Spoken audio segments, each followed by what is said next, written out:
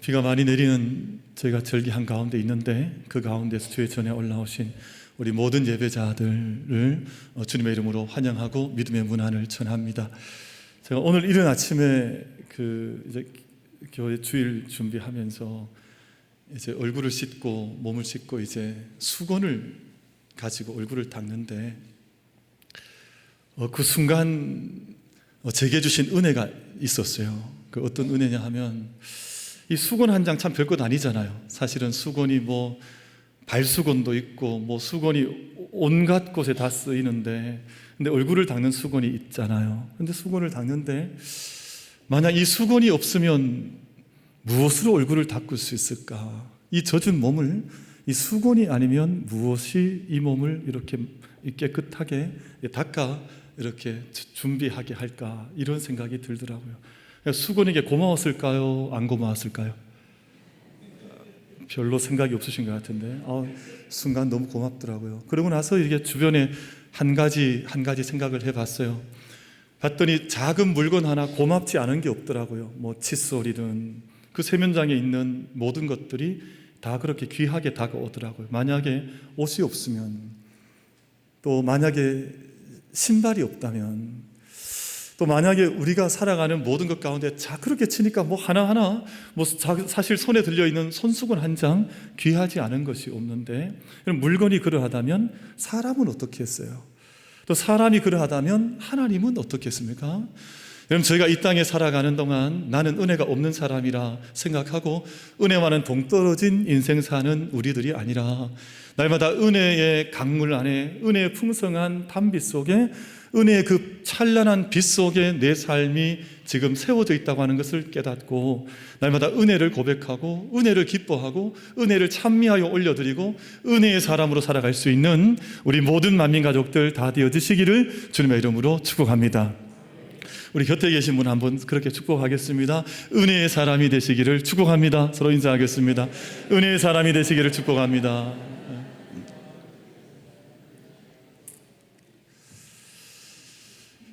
탐 크루즈가 주연을 하고 스티븐 스필버그 감독이 이제 영화를 만들었던 그 라이언 일병구하기라고 하는 영화가 1998년에 개봉이 되었었는데요.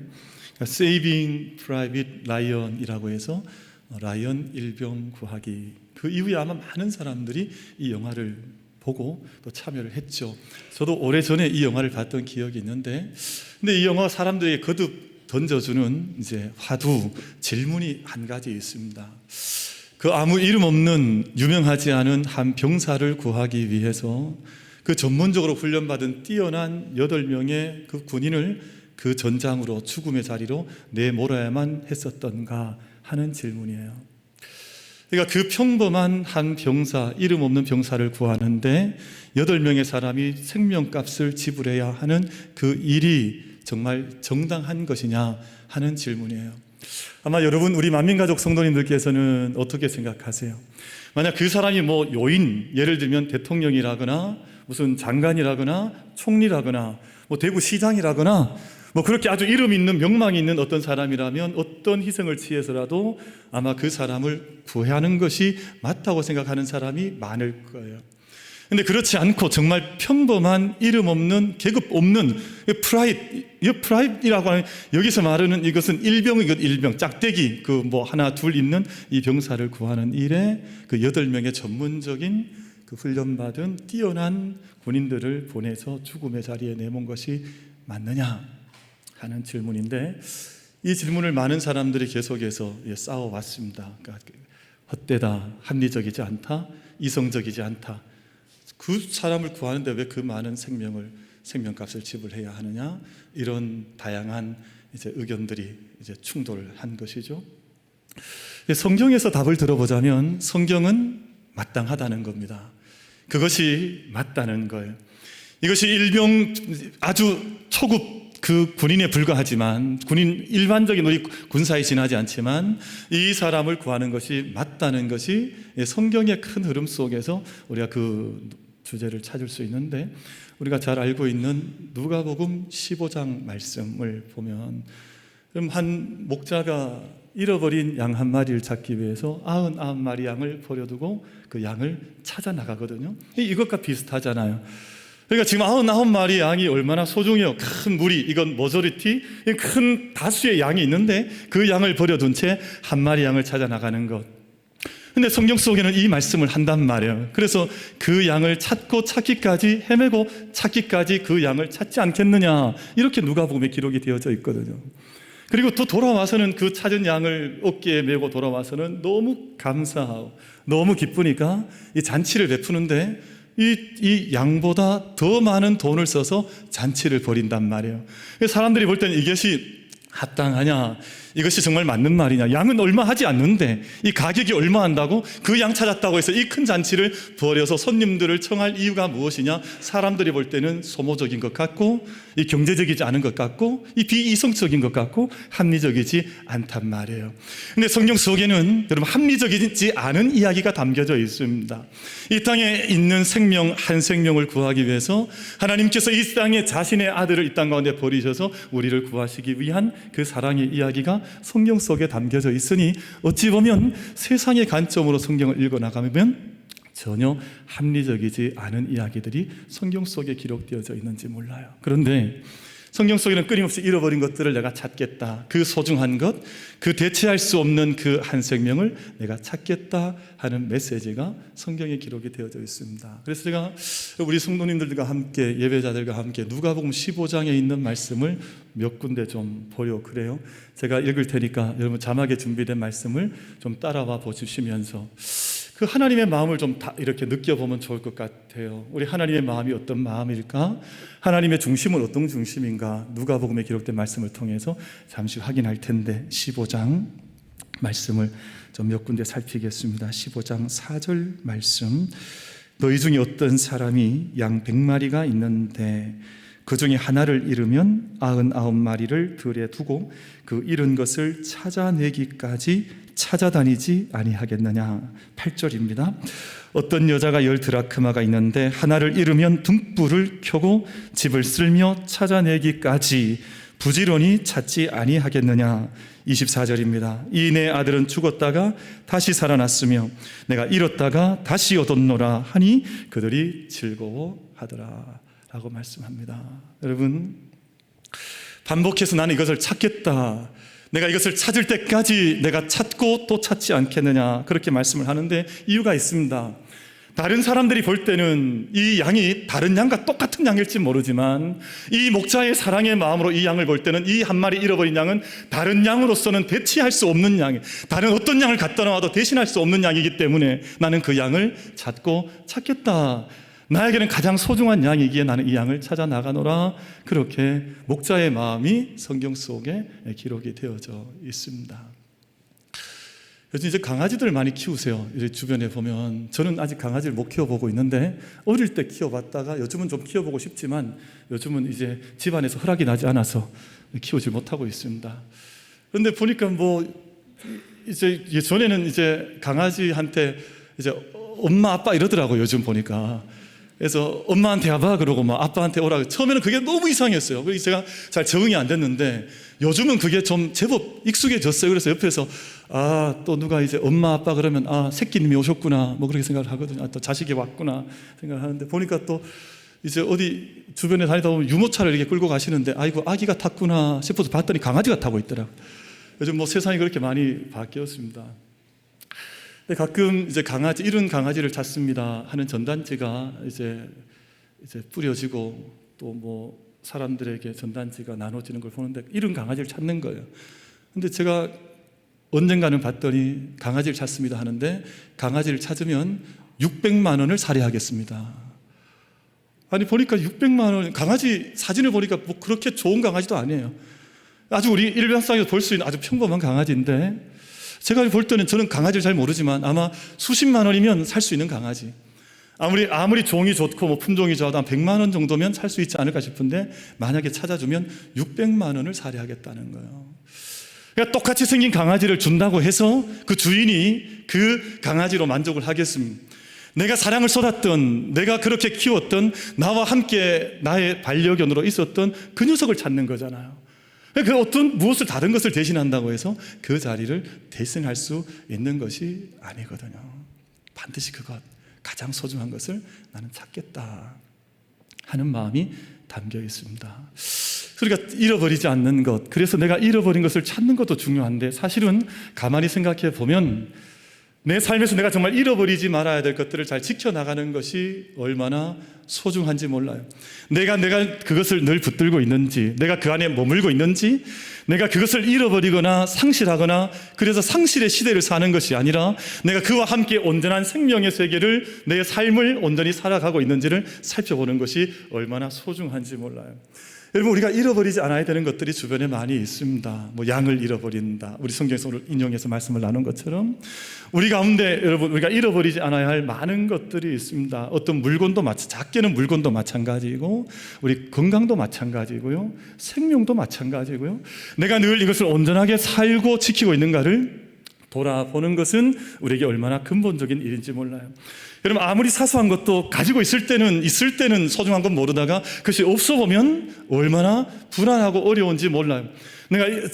그래서 우리가 모든 것 지켜나갈 때는 내가 있을 때 이것들을 잘 관수하고 지켜나가야지, 한번 잃어버리고 나면 다시 찾는다는 것이 참 어렵다 하는 경험들을 할 때가 있을 것입니다. 건강도 저희가 이렇게 오늘 건강하게 사니까 이렇게 살죠. 근데 이것이 소중한 줄 잘 모르다가 이렇게 건강을 한번 잃어버리거나 내가 어떤 질병을 가져보면, 건강을 지킨다는 것이 이렇게 소중한 것이었던가. 여러분, 생명도 마찬가지이죠. 지난밤에 이제 비가 와서 오늘 아침 뉴스를 오늘 아침 이른 시간에 확인해 봤더니 26명 정도가 사망을 했어요. 그리고 10명 정도가 지금 이제 사람이 찾지를 못하고 있습니다. 그러니까 여러분, 늘 곁에 있는 것 같지만 내가 잃어버린 생명, 잃어버린 어떤 상황, 삶이 되어지면 그걸 다시 찾는다고 하는 것이 얼마나 힘들고 어려운지 몰라요.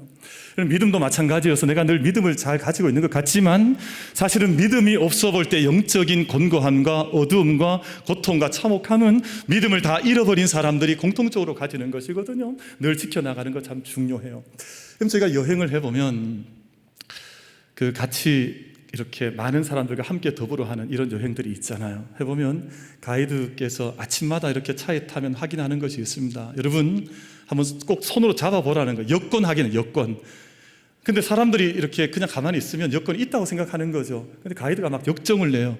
아니, 있다고 생각하지 말고 손으로 만져보라고, 여권을. 그리고 이게 더듬더듬해 손으로 만져보거든요.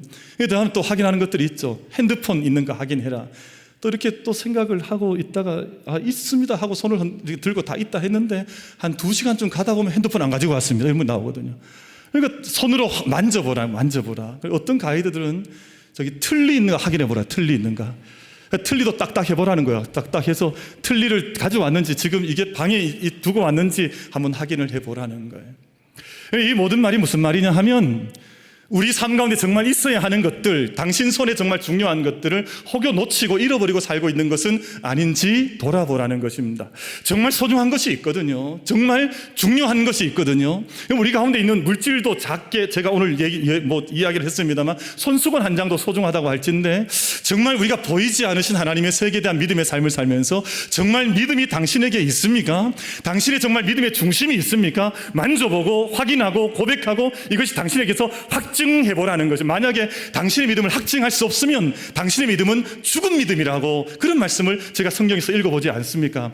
여러분, 우리의 모든 믿음의 삶에서 믿음이 단순히 형이상학적이거나 저 보이지 않는 추상적인 것이거나 늘 하늘에 뜬 구름 잠 쫓아가는 소리가 아니라, 우리 삶 가운데 믿음이 보여지고 만져지고 확증되어지는, 내가 믿음을 잃어버리지 않는 믿음의 삶을 함께 경주해 나갈 수 있는 우리 모든 만민 가족들 되시기를 주님의 이름으로 축복합니다. 여러분, 한번 믿음이 있는지 한번 이렇게 한번 만져보세요. 지금 한번 다 가지고 오셨습니까? 한 2시간 갔다 돌아서지 말고요. 그러니까 저희들 안에 늘 믿음이 이제 만져지거나 확증되거나 고백되는 것, 내 안에 계신 예수 그리스도, 내가 주님의 도성 안에, 성 안에 머물고 있다고 하는, 내가 하나님과 함께 믿음의 집을 지어가고 있다고 하는 그 사실에 대한 확신, 이것들이 중요하죠. 여러분, 저희 말씀은 예루살렘에 대한 말씀인데요, 예루살렘은 하나님에게는 눈동자와 같은 도성입니다. 그리고 이스라엘 백성들, 유대인들에게는 이것은 심장과 같은 도성이 예루살렘 성이에요. 예루살렘을 여러분 만약에 하나님한테 혹은 유대인들한테 예루살렘을 우리 큰 다른 성을 줄 테니까 바꾸자고 하면, 예를 들어서 큰 성들이 많습니다. 여러분 저기 뭐 헬라에 가면 아테네라는 성, 아주 뛰어난 종교와 철학의 성도 있고, 뭐 저기 로마 같은, 이태리에 가면 로마가 있을 터이고, 뭐 런던, 파리, 뉴욕 같은 뭐 경제의 수도 같은 큰 어마어마한 화려한 도시들이 많이 있잖아요. 근데 그런 도시들을 오늘 가지고 와서, 뭐 가지고 온다니 불가능하지만 하나님께 한번 이제 우리가 여쭤보는, 하나님, 이 조그만 볼 것 없는 예루살렘을 오늘 하나님 이 큰 도성과 한번 바꾸시면 어떻겠습니까? 이렇게 물어본다거나, 아니면 유대인들한테 그 예루살렘 뭐 쓸모없는 땅 아니냐, 척박하고 사실 골짜기 많고 뭐 기드론 골짜기, 뭐 흰농 골짜기 있는 그런 골짜기 필요 없는 성 같은데 그걸 오늘 이 좋은 땅 줄 테니까 한번 바꾸면 어떠냐, 이렇게 물어보면 여러분 유대인들이 어떻게 답을 할 것 같습니까? 여러분, 하나님의 입장에서나 유대인의 입장에서 예루살렘을 바꿀 리가 없습니다. 왜냐하면 예루살렘은 하나님에게는 눈동자 같은 도성이요, 그리고 이스라엘에게는 이 성은 자기의 심장과 같은 자기의 중심이기 때문에 절대 바꿀 리가 없어요. 그래서 수천 년 그곳을 향해서 기도하고, 여러분 다니엘 아시죠? 다니엘서를 읽어 찾아가 보면 다니엘은 그 먼 땅 바벨론에 떨어져 있으면서도 불구하고 늘 그 성을 향해서 기도하면 큰 벌을 받는다는 것을 알고 있었음에도, 이것은 이미 공포가 된 사실이었으니까, 그런데 하루에 3번씩 이스라엘을 향해 창문을 열고 그것을 바라보면서 기도하는 것을 기뻐하고 그 성을 사모했다 그랬거든요. 그러니까 어떤 정신 나간 유대인들은 바꾸자고 생각할지 모르지만 그 땅은 절대 어떤 다른 가치로서는 교체할 수 없는 불가역적인 가치를 가진 그런 성이 예루살렘 성이에요. 원래 이스라엘 약속의 땅을 하나님께서 이스라엘에게 주신 후에 그 땅을 정복한 이는 다윗이었습니다. 다윗이 그 땅을 얻기 전에는 여부스라고 하는 족속이 그 땅을 차지하고 있었는데, 여부스 족속을 무찌르고 다윗이 그 성을 차지한 이래로 다윗성 혹은 시온성, 그 전에는 여부스, 모리아산, 다양한 이름으로 그 땅이 불리어졌었는데 그 땅은 절대적인 가치를 잃어버릴 수 없는 땅이었었죠. 그런데 주전 586년 어간, 기원전 586년에 그 땅을 잃어버립니다. 잃어버릴 수 없는 땅을 잃어버리고 빼앗기게 되었는데, 바로 바벨론에 의한 이제 침탈을 당하고 빼앗겼는데, 왜 빼앗겼을까? 그 귀한 것을 왜 잃어버리고 말았을까? 이것은 빼앗길 수 없는 생명이요, 눈동자요, 심장인데 왜 빼앗겼을까? 여러분, 구약의 성경의 모든 이사야나 예레미야나 모든 선지자들의 이야기를 읽어보면 그들의 예언의 말씀, 받았던 말씀은 이스라엘의 죄악 때문이었습니다. 이것을 빼앗긴 것이 다른 어떤 이유 때문이 아니라 이스라엘의 죄악, 하나님을 향한 죄악과 이 땅에 나타나야 하는 거룩한 제사장 나라의 이스라엘의 사명을 다하지 못했을 때 그 땅을 빼앗겨버리는, 하나님께서 이 땅을 바벨론으로 유수를 보내는 사건이 약 70년 동안 지속되며 그 땅을 잃어버리게 된 것입니다.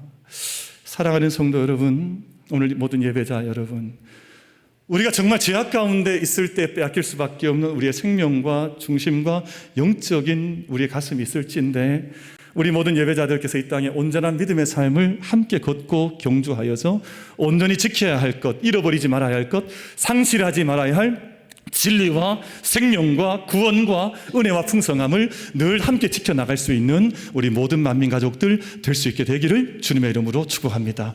근데 오늘 말씀, 이사야 66장 말씀은 그 잃어버렸던 땅에 대한 회복이에요. 그 땅을 다시 찾는다는 예언의 말씀이 기록이 되어져 있어서, 예루살렘을 너희가 찾을 텐데 그 땅을 너희가 어떻게 대해야 될 것이냐, 너희가 그 땅을 어떻게 간직할 것인가, 그리고 그 땅은 어떤 영적인 의미를 가진 것인가, 예루살렘이라는 땅은 그 믿음의 도성이 어떤 의미를 가지고 있는가, 그리고 그 땅을 통해 너희가 얻는 것은 무엇인가라고 하는 그 말씀을 이사야서 마지막 66장에서 이스라엘 예루살렘의 회복에 관한 말씀으로 이 말씀을 하나님께서 오늘 우리에게도 주셨습니다. 근데 오늘 이 말씀을 우리에게 적용이 되어지려고 하면, 여러분, 이스라엘에게는 하나님께서, 이스라엘 그 12지파에게 하나님께서 예루살렘 성을 주셨다면, 오늘 이 땅에 믿음의 사람들이 하나님께 동일하게 주신 것은, 우리에게 예루살렘을 주신 것은 아니잖아요. 근데 대신에 오늘 우리에게 영적인 유비, 영적인 우리가 비교를 통해서 우리에게 주신 영적인 예루살렘은 하나님의 몸된 교회입니다. 그래서 교회가 뭡니까, 여러분? 우리 교회에 대한 생각을 좀 다 들어보면 어떤 일은 교회에 대한 믿음과 생각이 너무 낮아요. 또 어떤 일은 교회에 대한 믿음과 생각이 충만한 이들도 있을 것입니다. 교회에 대한 마음이 다 다른 거예요. 그런데 성경이 요구하는, 하나님께서 우리 가운데 말씀하시는 교회에 대한 선명한 메시지와 가르침, 교훈이 반드시 있으신 거거든요. 교회가 무엇이냐 하면 아마 우리들 다 오늘 성경 공부를 하거나 뭐 좀 성경 퀴즈를 해서 말씀을 나누면 저마다 교회론을 이야기하겠지만, 교회에서 가장 중요한 것은, 교회는 예수 그리스도께서 피값 주고 사신 예수 그리스도의 몸입니다. 그래서 예수님께서 우리의 머리 되어주시고 우린 다 함께 지체로 모여서 생명을 이루고 있는 하나님의 나라, 하나님의 예수 그리스도의 몸을 이루고 있는 그 예수 그리스도의 몸이 바로 교회란 말이에요. 그러니까 우리가 단지 세상 사람들하고 똑같은 공동체가 절대 될 수가 없는 것이, 예수 그리스도께서 사신 공동체, 예수님께서 대장 되시고 머리 되시고 주인 되신 예수 그리스도의 몸이란 말이에요. 그래서 성령의 전이지 않습니까? 우리가 사람의 이름으로 모인 것이 아니라, 사람의 뜻과 육체로 모여 있는 것이 아니라 성령의 임재하심 속에서, 성령의 기름 부심 속에서 성령이 바람같이 마시고 불같이 마셔서 우리를 새롭게 묶어주신 성령의 공동체가 바로 교회 공동체 아니에요. 그리고 하나님의 집이 교회 공동체입니다. 그런데 이것을 세상의 어떤 것과 유비를 해서 세상의 것과 자꾸 비교를 해서 가져가게 되면 하나님 나라의 공동체, 성령의 공동체, 예수 그리스도의 몸된 영적인 성격을 잃어버리게 되는 것이거든요. 여러분, 이 시간 좀 축복하고 싶기는, 만민의 우리 사람 모든 예배자들, 우리 모든 만민 가족들께서 교회 생활을 아마 주님 앞에 갈 때까지 하실 텐데, 그 교회에 대한 삶이, 교회와 함께 걸어가는 믿음의 여정이 늘 영광스럽고 늘 복되고 늘 기쁨 가운데 있는, 그래서 오늘 말씀에 오면 예루살렘이여, 예루살렘을 사랑하는 너희여, 이 성읍과 함께 기뻐하고 이 성읍과 함께 즐거워하라. 너희 이 성을 인하여 눈물을 흘리는 너희들이여, 이 성으로 인해서 함께 즐거워하라. 그 말씀을 하시는 것이거든요. 여러분, 저희가 이 주의 몸된 제단, 하나님의 교회라고 하는 영적인 존재와 함께 믿음의 삶을 경주해 나가는 동안 언제나 풍성하고 복된 믿음의 삶을 더불어 경주해 나갈 수 있는 우리 모든 만민 가족, 예배자들이 될 수 있게 되기를 주님의 이름으로 축복합니다. 그럼 그렇지 않겠습니까? 요즘 이렇게 만나보면요, 그래요. 요즘 이제 카페 문화가 한국에 많이 들어와서 이제 어디 가든지 간에 이제 카페들 가보면 무리무리 지어서 차를 마시면서 이야기를 많이 하는데, 가보면 특별히 뭐 교회 카페는 말할 것도 없고요, 우리 성도님들께서 와서 교제하는 카페 자리가 있더라고요. 함께 차 마시면서 교회 이야기하는데, 이게 소리가 제가 뭐 귀가 밝아서 들으려고 듣는 것이 아닌데 그분들 소리가 크니까 자연스레 들려오더라고요. 근데 교회에 대한 이야기를 이렇게 전해주는데 행복한 이야기가 별로 없어요. 아니 막 교회 이야기가 넘치는데, 아니 그럴 때는 목소리를 좀 작게 하면 좋잖아요. 막 나쁜 얘기할 때는 좀 작게 하면 좋겠는데 센스도 없어요. 막 거기에서 우리 교회 목사가 어떻고 막 우리 교회 장로들은 어떻고 막 이런 얘기를 막 거침없이 하는 경우들이 얼마나 많은지 몰라. 그래서 좀 민망할 때가 많아요. 아 이거 어떡하냐, 이거 차라리 이럴 땐 좀 차라리 이렇게 좀 조용히 하시거나 아니면 좀 은밀한 데 가서 기도하는 마음으로 하시지, 세상 앞에 이렇게 다 하면 막 너무 창피한 거 아닌가 이런 생각할 때가 있습니다. 그래서 드는 생각이, 아 교회 생활이 행복하지 않으시구나. 여러분, 그렇지 않습니다. 하나님께서 주신 그 예루살렘, 또 오늘 우리에게는 믿음의 교회 공동체가 늘 거룩하고 늘 영적이고 늘 복되고 늘 아름답고 하나님 나라의 질서가 은총 중에 이루어질 수 있는 그런 교회 공동체를 여러분 일평생 살아가는 동안 늘 누릴 수 있게 되기를 주님의 이름으로 축복합니다. 이게 중요하지 않을까요? 왜냐하면 교회 생활 하는데 행복하지 않고 평생을 살면 무슨 의미로 그 교회 생활을 하는 거예요? 왜 하나님의 말씀을 듣고 말씀을 배우고 성령의 능력과 은총을 얻고 함께 기도하여 하나님의 뜻을 이루어가는 선교와 전도와 교육과 이 세상을 섬기는 디아코니아에 참여하면서 함께 코이노니아의 삶을 살아가는 것이 교회 공동체일진데, 만약 그거 다 잃어버린 채 그 고통 속에 산다면 어떤 의미를, 어떤 빛을 받는 것이겠습니까? 여러분, 정말 바라기는 우리 만민교회 모든 성도님들의 교회 생활이, 공동체 생활이 늘 예루살렘을 사모했던, 사랑했던 성도들처럼 복된 하늘의 은총을 잇대어가는 복된 발걸음들이 되시기를 주의 이름으로 축복합니다. 그래서 오늘 말씀에 세 가지 말씀을 주시는데, 세 가지 말씀을 좀 나눠보려고 합니다. 여러분, 저희가 먼저 읽으셨던 10절 말씀 먼저 좀 같이 합독해서 보겠습니다. 10절 말씀을 같이 읽습니다. 시작. 예루살렘을 사랑하는 자들이여 다 그 성읍과 함께 기뻐하라. 다 그 성읍과 함께 즐거워하라. 그 성을 위하여 슬퍼하는 자들이여 다 그 성의 기쁨으로 말미암아 그 성과 함께 기뻐하라. 아멘. 여러분, 이렇게 시작을 했죠. 예루살렘을 사랑하는 자들이여. 예루살렘을 사랑하는 자들이여. 여러분, 이 말씀의 뜻은 하나님께 속한 그 은혜를 아는 사람들이여, 또 하나님의 구원을 알고 또 하나님의 사랑을 맛보고 그 사랑과 은총이 귀한 것을 알고 그 은혜의 세계 속을 걸어가는 사람이여 라는 말씀으로 저희가 이렇게 해석해서 저희가 받을 수 있을 것입니다. 그럼 저희가 사랑이 더해져 가고 깊어져 가는 거 참 중요하고, 교회뿐만 아니라 마찬가지이죠. 사실은 이제 너희 예루살렘을 사랑하는 사람이여, 이 말씀은 모든 것에 다 적용이 돼요. 한 사람을 향해서나 또 어떤 상황을 향해서나 어떤 사건을 통해서도 그 사랑이 이제 전해지거나 넘치거나 흘러가는 것이 있거든요. 그래서 예루살렘을 사랑하는 너희여, 이 말씀이 이 사랑의 삶으로의 확장이 필요한 말씀이구나 하는 생각을 하게 되는데요. 너희 예루살렘을 사랑하는 자들이여, 그럼 저희가 알고 있는 오늘 104세 되신 김형숙 교수님, 아마 저희가 잘 이렇게 들어보시고 아실 겁니다. 올해 김형숙 교수님께서 참 연세가 높으세요.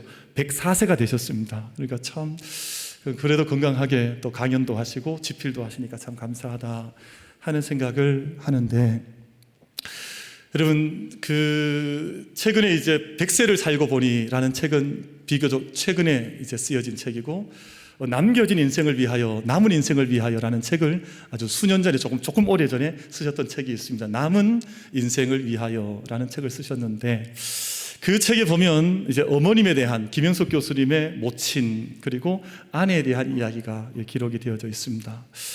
그 책에 어떤 이야기가 기록되어져 있는 거 하니, 여러분, 우리는 김형숙 교수님 생각하면 늘 다 좋아 보이시죠?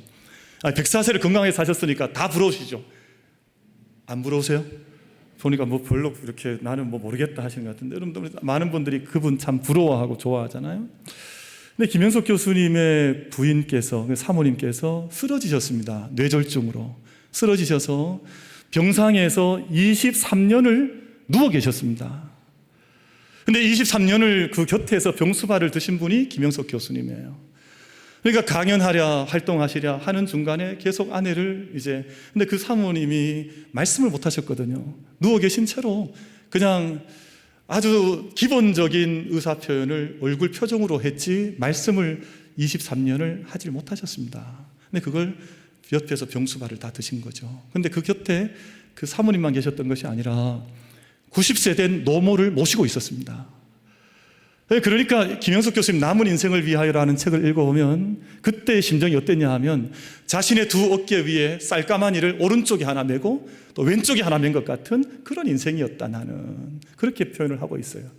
그러니까 인생이 얼마나 무거웠을까요? 집에 돌아오면 90된 노모를 모셔야 하고, 또 그 곁에 말씀을 하지 못하는 누워 계시는 아내를 철을 돌봐야 하는 인생을 23년, 여러분 2년 3개월, 2달, 석 달 아니라 23년을 그렇게 아내를 돌봤으니까 그 마음이 어땠을까요? 그래서 어머니가 돌아가신 그때 내 어깨에서 쌀가마니를 하나 내려놓은 것 같았다, 그렇게 쓰고 있습니다.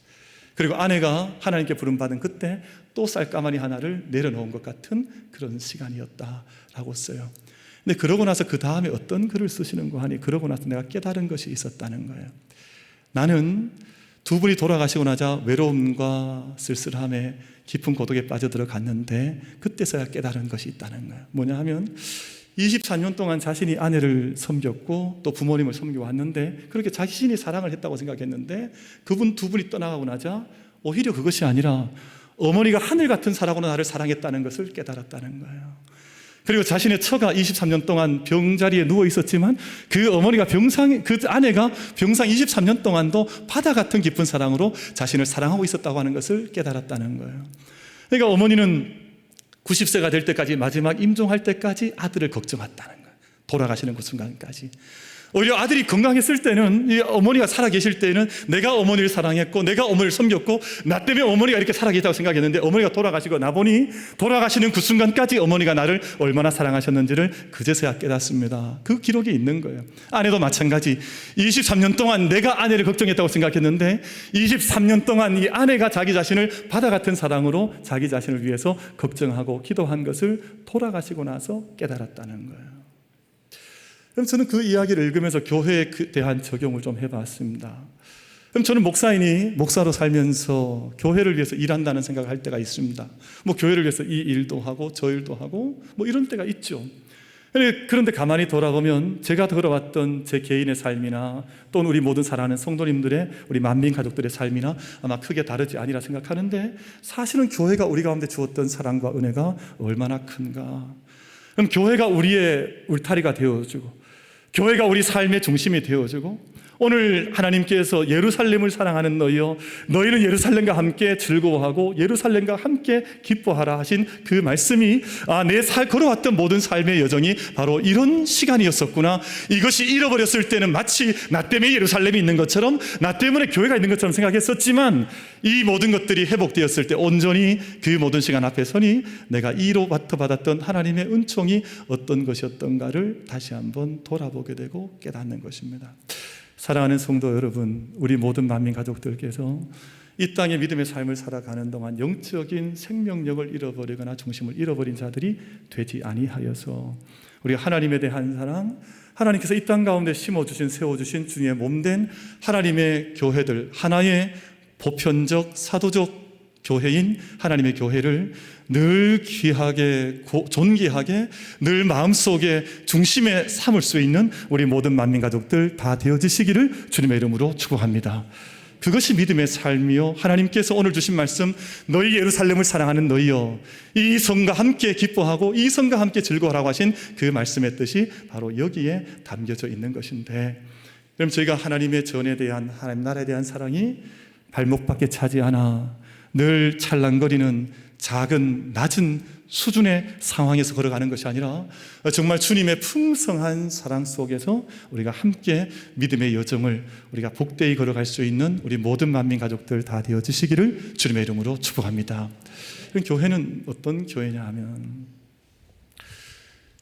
어머니라고 하는 말은 가슴 절절한 말인데요, 오늘 말씀 저희 주셨던 이사야 66장 본문 말씀은 교회는 어머니와 같다라는 이야기를 해요. 그래서 너희가 어머니에게서 젖을 먹으며 어린 시절 자라고 그 품에서 자라났던 것처럼 너희는 예루살렘을 통해서 그 도성으로부터 젖을 먹고 자라고 기뻐하고 힘을 얻고 그 안에서 능력을 얻고 평강을 얻고 위로를 받는 것이 아니더냐 하는 말씀을 오늘 본문 말씀 가운데에서 하시거든요.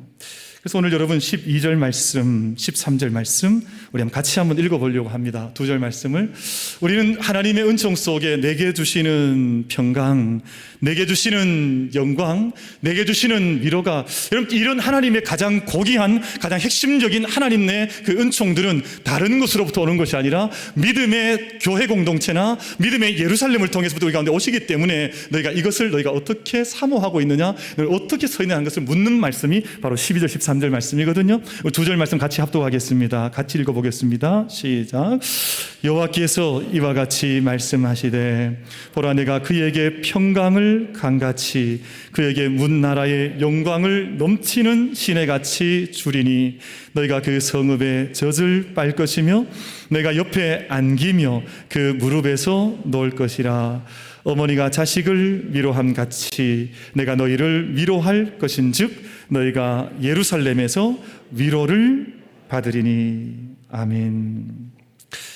그럼 저희가 오늘 이 말씀 보면 어머니 같은 교회에서 너희가 영광을 누리고 영광을 경험하고, 그것이 예배나 기도나 찬양이나 우리의 섬김이나 우리의 모든 교제를 통해서 그 영광을 경험하는 것이거든요. 그리고 또한 평강을 너희가 얻을 것이며 또한 이로부터 어머니에게 위로를 받는 것처럼 너희가 위로를 받을 것이니라, 그 말씀을 주시고 있습니다. 여러분 아마 우리 현실적인 교회 공동체에서 이 은총을 누리지 못한 분도 있을 수 있습니다. 어떤 이에게 상처를 받거나 아니면 조금 마음에 한계가 느껴지거나 아니면 때로는 실망하거나 뭐 이런저런 경우도 있을 수 있거든요. 그러나 우리에게 충분히 그런 상관들도 없지 않아 있을 수도 있습니다만, 그러나 우리가 믿음의 푯대라는 것이 있습니다. 예루살렘 성이라고 하는 궁극적인 그 하나님 주신 명하신 모습이 있고 모양이 있고 식양이 있는 것이거든요. 근데 그것은 어떤 모양이냐면, 어머니와 같은 교회인이 어머니 안에서, 어머니와 같은 예루살렘 성 안에서 너희가 그 안에서 영광을 얻으며 너희가 그 가운데 평강을 누리며 그 가운데서 위로를 얻을 것이니라, 이 말씀을 주시는 것이거든요. 여러분, 저희들 믿음의 여정 안에서 이 세 가지 충만한 오늘 약속이 우리 삶 가운데 믿음의 공동체 안에서 늘 경험되어지고 늘 고백되어지고 늘 누려지는 은혜가 우리 모두에게 있게 되기를 주님의 이름으로 축복합니다. 이것이 우리의 목적하는 바요 푯대라고 하는 것을 제가 기억하는 것이 소중한데, 오늘 마지막 말씀을 받겠습니다. 우리 14절 말씀을 같이 받고 이제 말씀을 맺으려고 하는데, 14절 말씀 같이 봉독하겠습니다. 시작. 너희가 이를 보고 마음이 기뻐서 너희 뼈가 연한 풀의 무성함 같으리라. 여호와의 손은 그의 종들에게 나타나겠고 그의 진노는 그의 원수에게 더하리라. 아멘. 오늘 저희가 읽은 말씀 14절에 보면 너희 뼈가 연한 풀의 무성함 같을 것이다. 이런 좀 독특한 표현이죠. 뼈가 무성한 풀과 같다고 하는 이 말씀의 의미는 우리의 삶이 강건해지고 또 생명력이 넘치고 번성해 간다고 하는 그런 말씀의 뜻입니다. 말씀을 이제 맺겠습니다. 우리가 믿음의 도상에서 믿음의 걸을 걸어가는 동안 이스라엘 백성들은 하나님께서 허락하신 예루살렘 성을 늘 바라보면서 기도하고 사랑하고 그 자기 심장과 같이 여기면서 그 길고 긴 믿음의 역사를 써왔습니다. 오늘 우리들에게는 유비를 하여 보자면, 오늘 우리에게 주신 교회 공동체가 하나님께서 이 땅 가운데 심어주신 하나님의 집이요 성령의 전이요 예수 그리스도의 터 위에 세워진 예수 그리스도의 몸이 바로 교회입니다. 이 공동체를 통해서 하나님 허락하시는 영광을 또 평강을 또 위로를 누리면서 너희 예루살렘을 사랑하는 자들이요, 우리의 믿음의 삶에 이 사랑의 정도가 아무리 해도 더해지지 않는 한계 속에 있는 자들이 아니라 우리가 하나님의 나라를 사랑하고 이 땅에 주신 어머니와 같은 주님의 몸된 교회를 사랑하고 귀히 여기면서 그 가운데 주신 우리에게 주신 능력, 그로부터 나가시는 위로, 그로부터 나가시는 평강과 생명을 함께 얻으며 믿음의 길 걸어갈 수 있는 우리 모든 만민 가족들 모두가 되시기를 주님의 이름으로 축복합니다. 기도합니다.